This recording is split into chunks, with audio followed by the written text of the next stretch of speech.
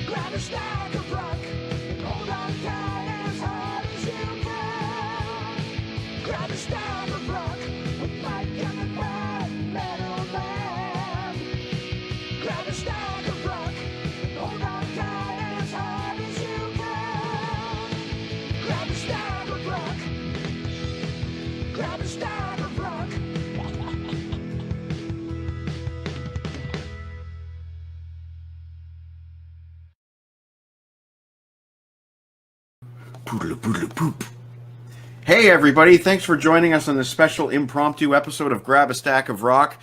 This is Jen, and she's going to be co-hosting for her very first time here. Hello, I'm Mrs. LeBrain. And she is responsible for me having this beautiful Black Panther figure.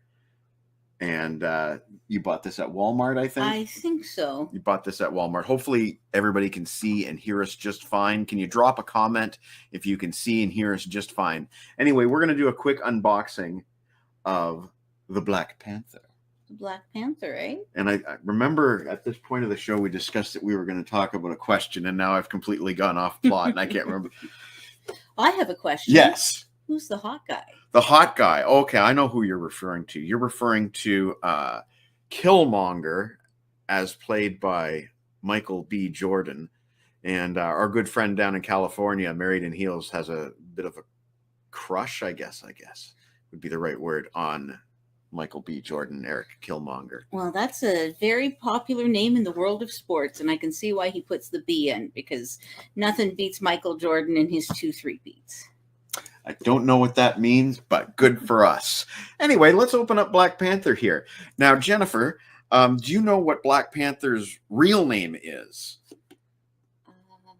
Michael B. Jordan? No, I meant the character's real name, but his real name is T'Challa. T'Challa. King T'Challa.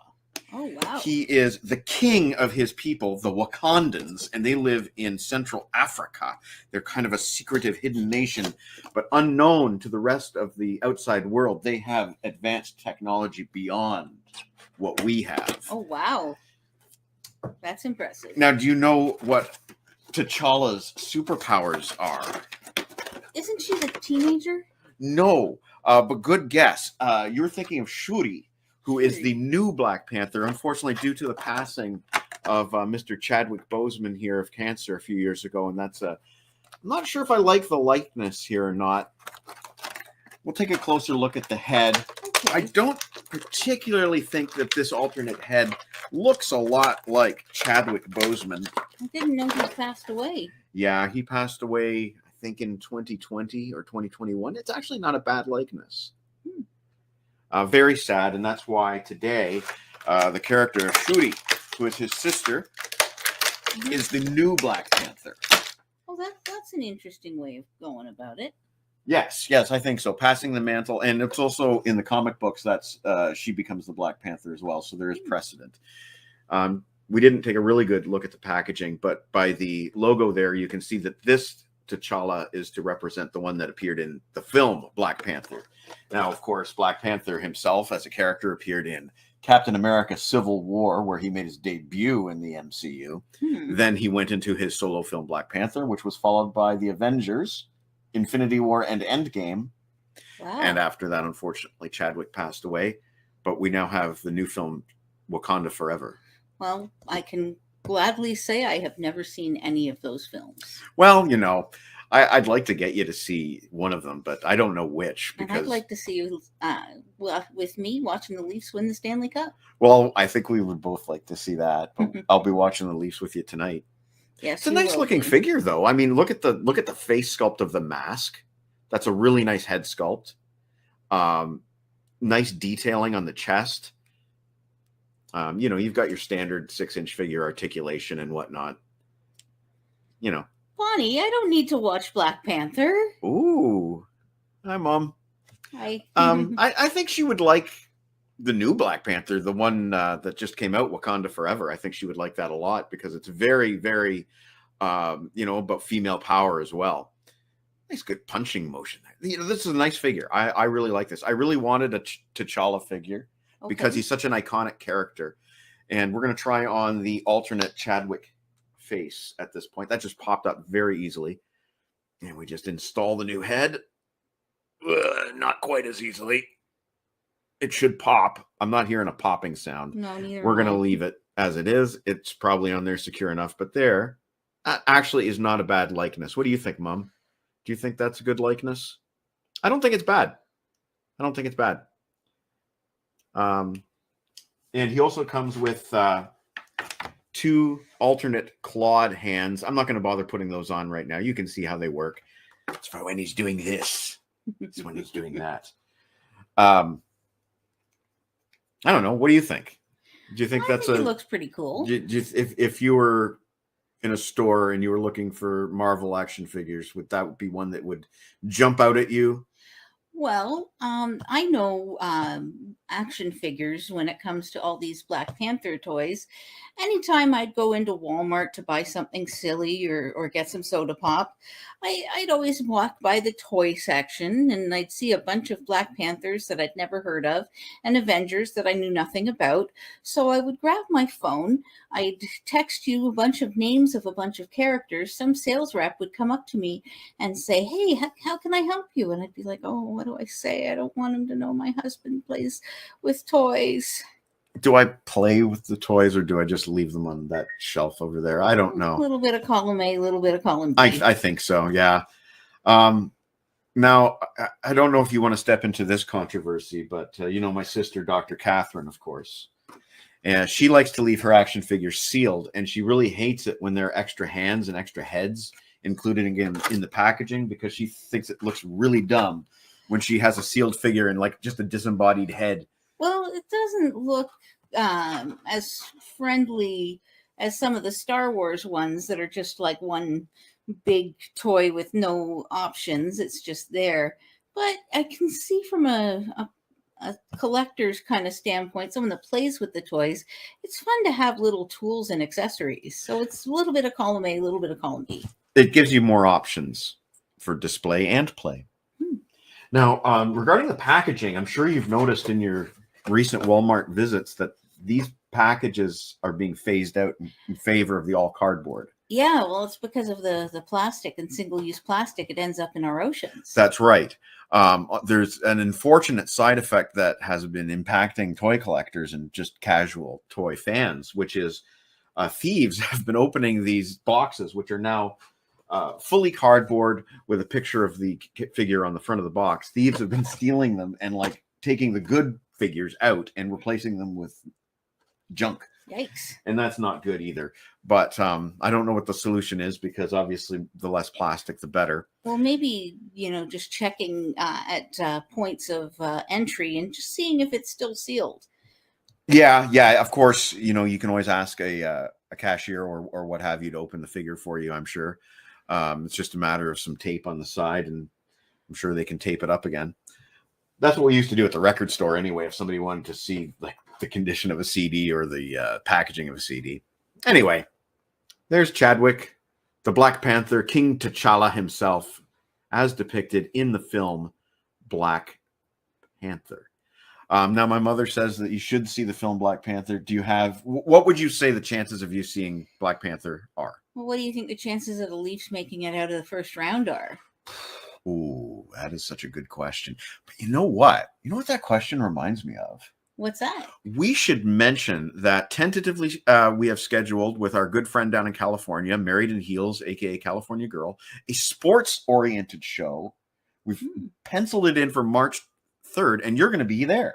Yes, I am, because I'm a lover of all things sports, and I have quite the maple collection for everyone to see and really wonder what Mike is dealing with here. We're going to play it's an awesome video of when she was on Hockey Night in Canada back in 94 with Don Cherry. May 8th, 1994. We're going to play that. We're going to have California Girl here. She's going to have some 49ers merch. I have no doubt of that.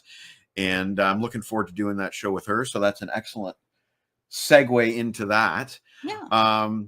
Anything else you want to say before we go? I know we rehearsed a bunch of stuff that I've completely forgotten. Yeah, so have I. Okay, so why don't we just say hi and bye to the two people that are watching. Thanks, Mom, for tuning in. Hi, thanks Dad. for coming to visit us. And I'm taking a couple of weeks off the show, but we'll be back on February 24th. And then on March 3rd, we're planning this special sports episode with our good friend from California. Yeah, we'll have a lot of fun. And Married with Heels is a wonderful, wonderful person. Yep, she's a good friend of ours, and we support her. She supports us, and we look forward to talking to her on March 3rd. I guess that's it. That's it. I'll run the theme song, and we'll wave goodbye. I'll do my silly little dance that no one can see, and all is well in the universe. She does this cute little head boppy dance sometimes. I love it. Anyway, thanks, everybody. Have a great weekend. Bye. Bye. Hey. Hello, Mike. Welcome to the show, Grace. Thanks for having me. Thanks for being with us on this Sunday afternoon. I understand you have a busy day ahead of you. Yeah, Sunday fun day. Kind of like relax super hard and get prepped for the rest of the week. Sounds good to me. I've been waiting since Friday to open this. I can't believe it. This is your debut EP, Landings. Yes. And why cassette? Why did you decide to go cassette? I think a few things. Also, hello, Mr. X. I have some of my Twitch friends popping over in chat. A few things, mostly like I definitely like, as much as I love DAWs and software effects and living in the digital world, I really love analog, and I use a lot of cassette sampling in my own work. And it's for that reason, like cassette's really great because you have it in front of you. You can record your own stuff right on top of it.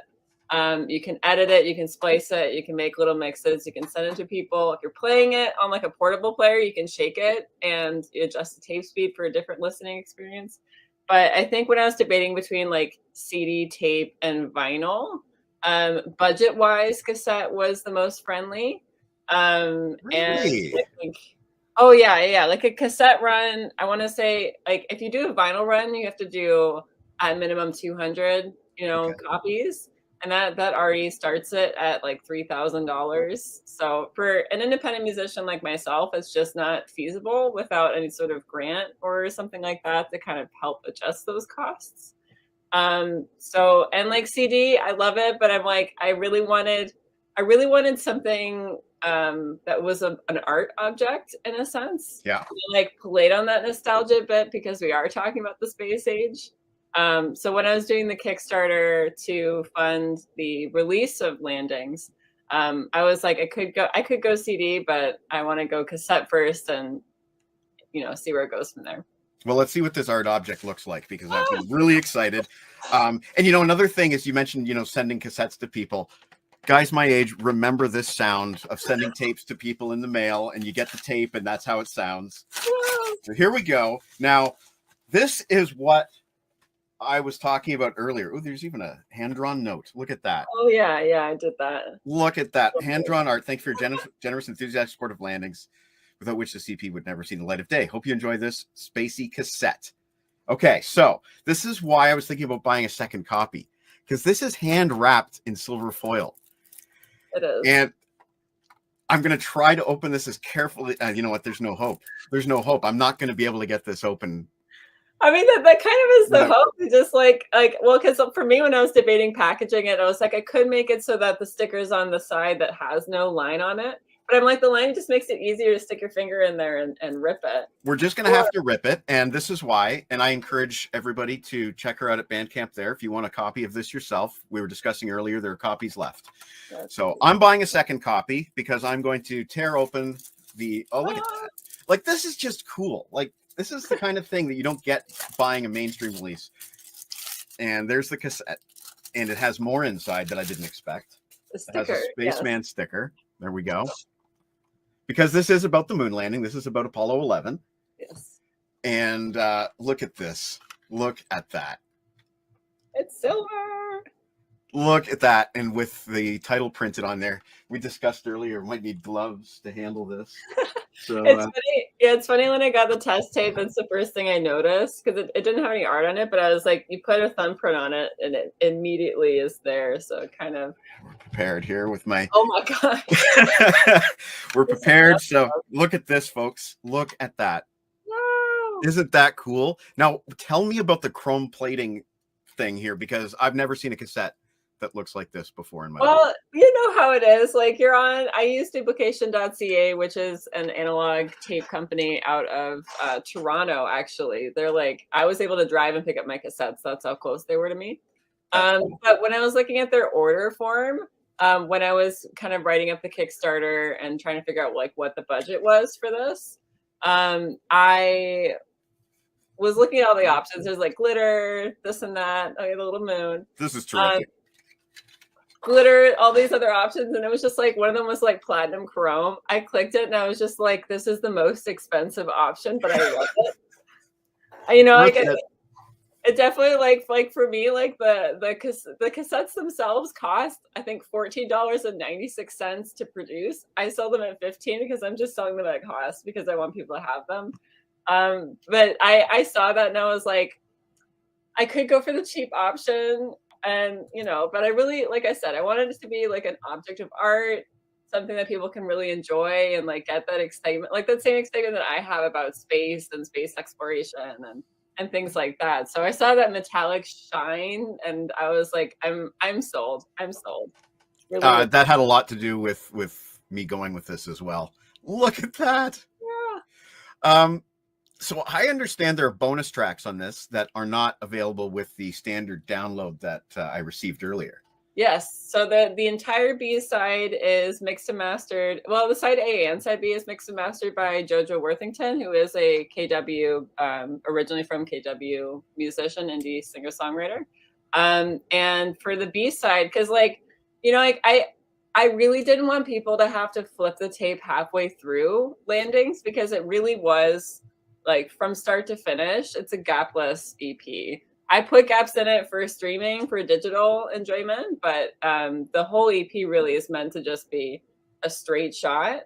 So the thought of like people having to like and then have to flip it over, I wasn't super into that idea. So what I did instead is JoJo mixed and mastered some unreleased and an unedited kind of improv tracks that I've had over the past couple of years. Ooh. And kind of put them on the B side as kind of a little bit of a surprise, a little bit of a different listening experience. Because on one side you have space, and the other side it's very like I think experimental in some aspects, but very ambient, tonal. There's like a whole like 12-minute organ piece on it. Wow. So I was excited to like add that little extra, I don't know, just that little extra like fun little bit, because everyone likes the side B, like the secret side B. We are at this program, we are all physical music product guys, and if there's a bonus track on something, the guys know this is what I go for. Yeah. So side B, all bonus material, I'm on board.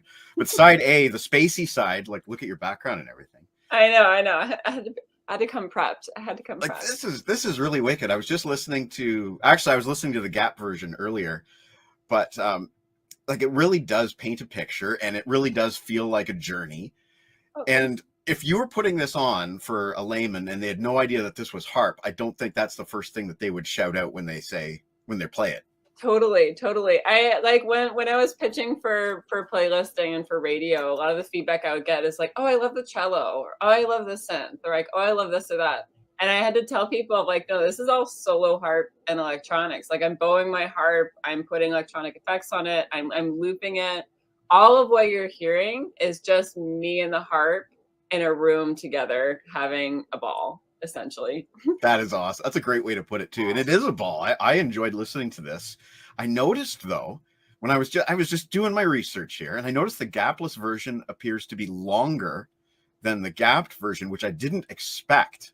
I expected it to be the other way around. So is it like there's transitional bits between the main tracks on the gapless? So I think it's if it's helpful to explain the recording process, it might make the gapless album and then the gapped album a bit more sensical. So Landings was actually the second take of 2 takes essentially, where I improvised this piece from start to finish. Wow. So it was recorded as a straight shot. And when I approach, kind of doing these really longer improvised works, I'll build a structure in my head of like, okay, at this point I want to use this sample, at this point I use that sample. Like here's the journey of the samples, because they do follow the Apollo 11 kind of the mission from start to finish, including some interviews at the end with people who were present at the moon landings and reflecting on their childhood experience, which I thought was fun. That was great. But it definitely like between like some of the motifs that I used and then just kind of leaving space for that journey, it really was just a straight shot from start to finish. So when it came to for me wanting to release it and wanting to put it on platforms like Spotify or Bandcamp and have people have that like digital streaming experience, there was like the more business side of my brain that's like, okay, like I have to cut this into sensical parts so that people can add it to the playlist, share it with their friends. And it's not like a, hey, listen to this 20-minute thing. It's more of a, hey, here's a 2-minute thing. Do you like it? And if so, there's more. But I did still want to keep that gapless listening experience for the fans and for people who really just did want to sit and listen to it start to finish. But definitely with some of the fade ins and fade outs in that cutting process, a few seconds, 20 or so seconds, I think, got kind of axed on the floor, that were kept in that gapless album because they are kind of that transitional piece where the loop goes a bit longer than you think, or the sample that I use. I have like a cassette sample that I use halfway through it. That's that, and it's a programming cassette for a computer. Okay. Which is why it has like nonsensical sounds, but that definitely goes a lot longer in the gapless album than it does in the kind of cut album. Because we nerds, we want to know these things. Yeah. So it's really cool that you do get the both listening options. I was listening to the gapless primarily this week, but then just getting ready to do this, I only had a few minutes, so I was picking and choosing tracks to listen to. Pomposity is the one that's getting the airplay right now. Am I right? Yeah. I think it's the one when I was like, look, because like, you know, like from my end, I have to think of like, okay, what's the single? What do I think is the invitation? And it's funny because like I flip flop between Surface Operations, the first piece, and Pomposity, just because I was so used to like this thing starts at the beginning and it goes to the end. But when I was thinking about like what's a bit more approachable to like the non-Grace Harpset, non-Grace Shield listener, Pomposity for me was, I think, the piece that really, you know, started with a melody, started with something tangible for people to hold on to, had some of the samples, and had a lot of like hints of the sound that was before and after. So I think that's why I chose it to be kind of the one that I was pitching for radio and for airplay and things like that. And it seems to be working. I saw Eric Alper posted about it. He's a pretty big name. Yeah. Lots of respect there. Yeah. No, it's wild. I think for me, the thing is too, is like, I do harp electronics music that, you know, ranges from experimental to noise to ambient. And I think for me, like realizing that like the audience for that is so varied. And like people like Eric Alper picking it up too, where it's just like, you know, I just think I make weird harp space music, and it's really cool to see that there's such a good response to it. I hope some of my viewers like weird harp space music, because I certainly do. It is called Landings. There it is again. And I love that simplistic art there. It's just striking. The whole package. I love the black paper. Yeah. It's a brilliant design. I'm going to touch the cassette with my fingers very carefully. There's the cassette again, Landings, with the bonus tracks on side B. So you can get this at Bandcamp right down there. And I'm going to be ordering a second copy. Oh, thank you. And I think you said you were going to be live streaming on Twitch later on this afternoon or something. Yeah, like I think that. around either 4 or 5 o'clock, depending on just how my day goes. We're going to be live on Twitch. We're circuit bending this toy. Oh, you can't see it. This toy harpist. Okay. She's got a button. She plays Christmas music.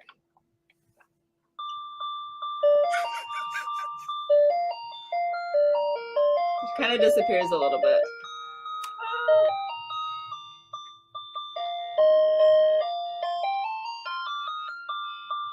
You get the idea, but I really want to put some knobs in that and really distort it, because like the hands just go up and down. Are you serious? That is what you're doing this afternoon? You're going to turn that? We're gonna circuit bend. I might, like, I'm thinking about repainting it, or at least the base too. But I really want to, like, because like it's creepy as all get out. I'm trying to like zoom in here. There we go. Look at that. Creepy as all get out. So I was like, there's nothing better than like taking this little like innocuous Christmas ornament thing that has like, it has a button and then you hit it and it just does that Christmas tune thing. I would love to see that with Bowie makeup. Paint the face with Bowie makeup. That's what I want to see. Yeah, or just like make the hair flaming red or something like that. Something like that. Okay, so let them know your socials so they can follow you there. I'm at Grace Harps It. Just think Grace Harps It, and you'll find me across all of the platforms. There you go. I think on YouTube I can post my username. Grace Harps It. And then on YouTube I'm Graciel. You can just follow me through clicking on one of my comments and hitting subscribe. But at Grace Harpset or graceshield.com, and you'll find all my links from there.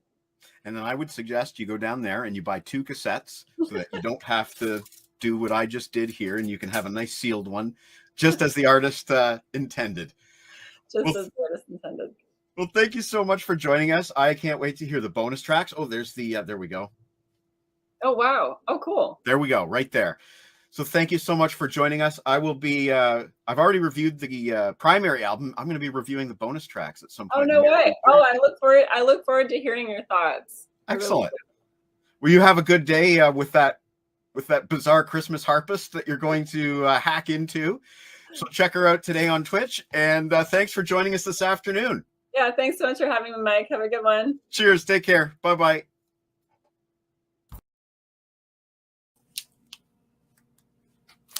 Hey, folks, I hope you can hear me. I know there's at least one person watching. sometimes it's easier just to go live and do a video of an unboxing that way than pre-record one. So that's what I've done. Decided to take the afternoon off work. As everyone knows, it's been a rough couple of days.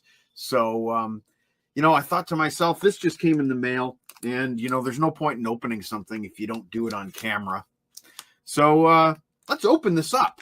As you can tell from the video description, this is the new Van Halen Right Here, Right Now triple vinyl reissue. I thought that I had lost out on this one. Ordering it online was going to be somewhere close to $300 once you figured in the shipping. It's heavy. It was heavy. What else? Anyway, I figured I'd missed the boat on this one. John T. Snow managed to get one, and he showed his off a couple of weeks ago on my show. Thank you, John T. Snow. But now I have my own, and this is thanks to James Halen of Regina, Saskatchewan. Is that how? I think that's how that's pronounced. Regina, Saskatchewan. James Halen of the Keeps Me Alive website. Community. Good old James. He always comes through. He has a guy when it comes to record store day stuff. He has a guy, and this cost me shipped $200, which is very fair after the initial sellout of the first shipment. To me, anyway, $200 seems fair. I bought this for like one freaking song that wasn't on the previously owned CDs that I have. My history with this album, this is ridiculous, absolutely ridiculous. I paid $200 for essentially an album I don't even really like and very infrequently listen to. I bought, like many other people, Live Right Here, Right Now by Van Halen in the summer of '93. I got it at Costco with my mom, and probably my grandma was with me too. James did a fantastic job of packing this up. Or his guy may have done this. I'm not sure exactly if he packed it up or if his guy did it and shipped it to me direct. I have a guy who has a guy. That's pretty cool. Oh, there we go. Anyway, I didn't like it. I didn't like Van Halen Right Here, Right Now when it came out. That was the summer of live albums. There was that. There was a Real Live one and Real Dead one by Iron Maiden. There was Ozzy's Live and Loud. It was the summer of live albums, and this was definitely one of the biggest ones. And it just, I don't know. I expected more, perhaps. I don't know. In Sammy's book, Red, he claims that a lot of this stuff was re-recorded in the studio after the fact, and it sucked all the life out of the album. And I don't know if, Red, Sammy is pretty vindictive in a lot of his writing. Let's be honest. And I don't know. I'm sure there was some overdubbing after the fact, but it just this album never appealed to me. I rarely listen to it today. Maybe it's because there's so much for unlawful carnal knowledge material on this album. But I bought this for one freaking song, which is on side H, the bonus tracks, The Dream Is Over. The other two tracks, Eagles Fly and Mine All Mine, I already have. They're on the Jump single. The Dream Is Over was previously only available on the video. So here it is. That's kind of cool that they put the bonus tracks on a side H like that instead of mixing them within the track listing. I like that. I'm looking forward to playing side H. I might not play the other sides. Keep them. There was a time when people used to buy vinyl to not play it and just keep it pristine, unplayed, virgin. 30th anniversary, 4 LP. Oh my, I misspoke. Yes, I misspoke. I thought it was 3 LP. It was 2 CDs, first time on vinyl, pressed from the original master tapes, 180 gram translucent red vinyl. That's going to look nice. And I'm going to keep. Oh, hang on. We have comments. Regina. I know. I was just joshing you. I was just joshing you, Jex Russell. And hi, Patrick. It's always nice to see you, my friend. And yeah, you are right. Opening with Pound Cake in the Van Hagar area, that is a great way to open a live album. I have no issue with like the first 3 tracks there. And I'm sorry about the camera focusing and unfocusing. Pound Cake, Judgment Day, and When It's Love. I love those 3 tracks in a row. It's great. They Lose Me on Spanked. Was never a fan of Spanked. They Got Me Back on Ain't Talking About Love. They Lost Me Again on In and Out. Was never a fan. They Got Me Again on Dreams. They Lost Me Again on Man on a Mission. I didn't like a lot of the Unlawful Carnal Knowledge albums, you can tell. Ultra Bass is a waste of space. Pleasure Dome rocked. Pleasure Dome did rock. I like that track off for Unlawful Carnal Knowledge. Vinyl is meant to be played. Some, Tim Derling, may disagree. I have some vinyl. I should show off like sealed vinyl that I have one day because I have plenty. Panama, great. Sammy cheeses it up a little bit. Love Walks In, great. Runaround, pretty good. Right Now, pretty good. Yeah, I mean, we're all burned out on it now, but back then it was still pretty fresh. One Way to Rock, awesome. Why Can't This Be Love? Great. Give to Live, yes. Yes, I love the Sammy solo stuff mixed in. Love it. Love it. Finish What You Started, of course. Best of Both Worlds, of course. 316, that's Eddie's guitar solo, basically. Yes. You Really Got Me Now, Cabo Wabo medley, fantastic.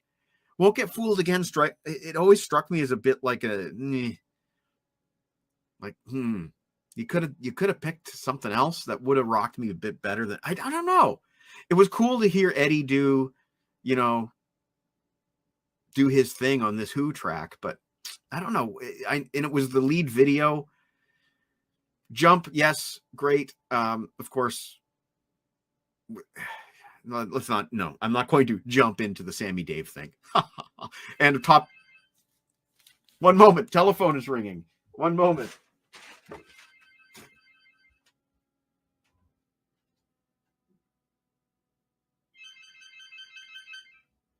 Hello? Yes, speaking. Hello.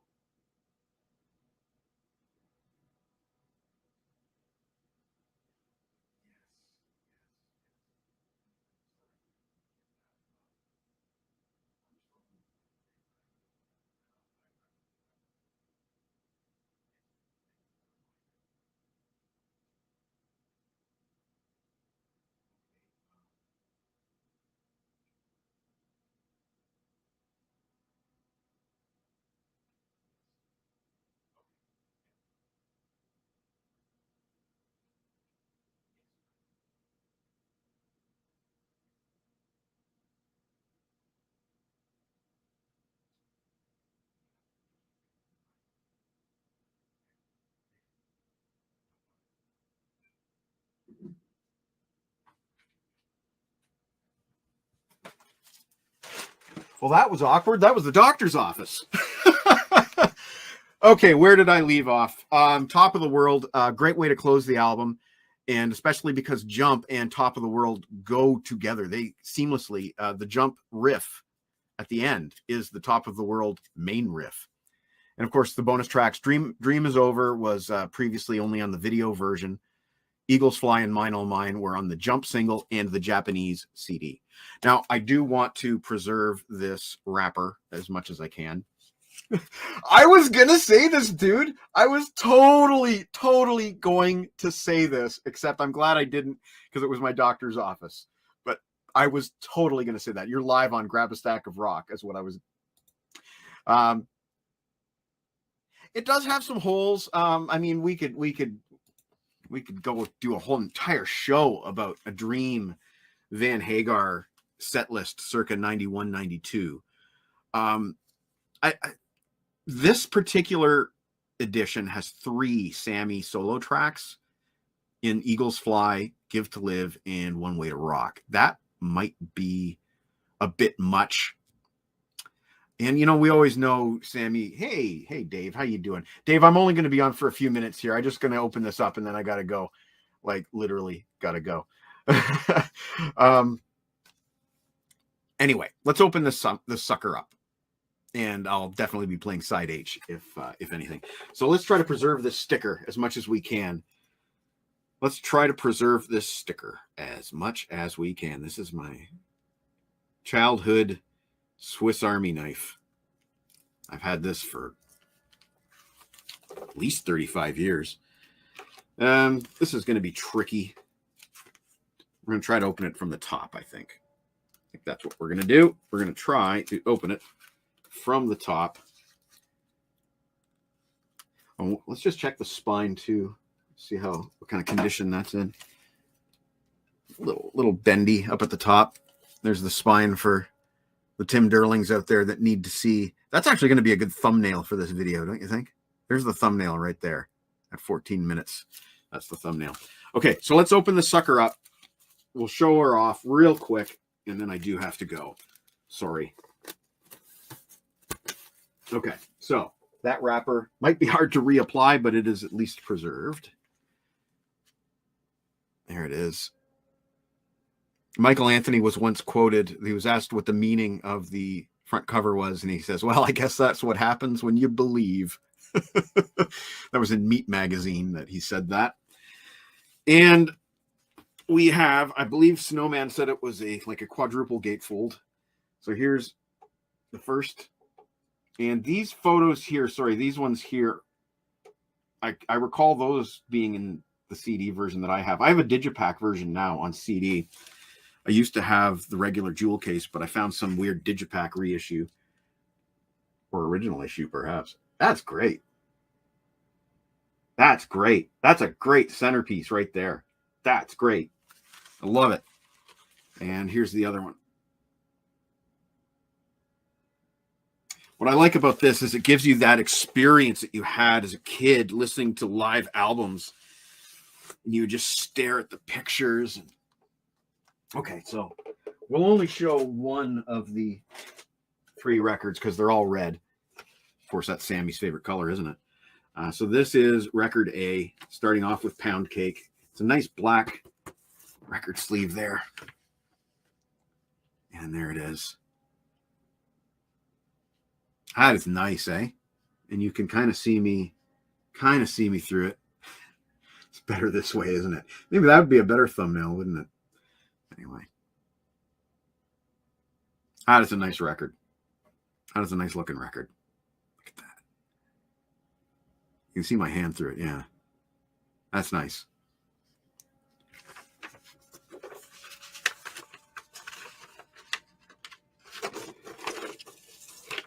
Hope you guys couldn't hear that conversation with the doctor's office. And let's just see if there's any other booklet or anything else in here.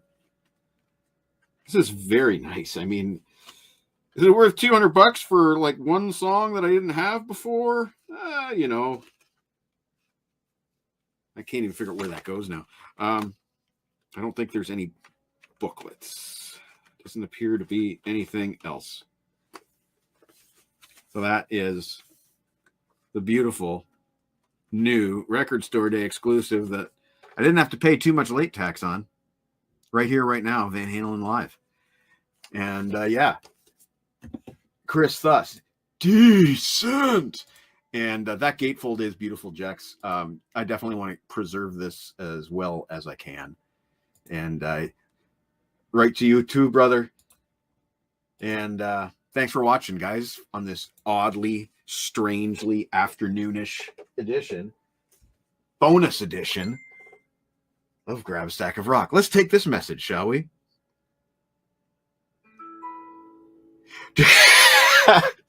Jax Russell, just put your mind at ease. We couldn't hear your phone conversation. That's good. Tremendous. Tremendous.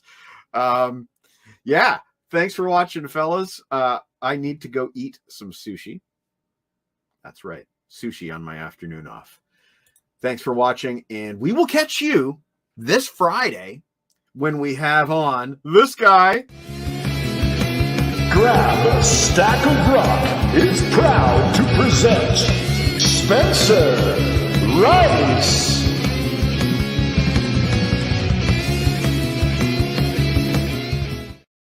That's right. We're going to have Spencer Rice from Kenny versus Spenny on this Friday, the 19th, 7 o'clock p.m. And we'll be on with Marco Doria from the Contrarians, and we will be talking top 5 wrestling memories. Finally, a reason to show off my Andre the Giant action figure. Anyway, I'm looking forward to this. I've been watching Kenny versus Spenny for like 15 years. And it's going to be great having the man on. It's going to be absolutely great. So tune in this Friday, 7 o'clock p.m., and we will talk to Mr. Spencer Rice. Thanks for watching. Peace out. And Spenny Rice was great. It was a fantastic show thanks to my co-host Marco Doria, and it was sort of the beginning of the new era of Grab a Stack of Rock. We had ditched the kryptonite of the past and moved on to a solid future. I thank you all for watching, for joining me, and tune in again next week for another episode of Grab a Stack of Rock.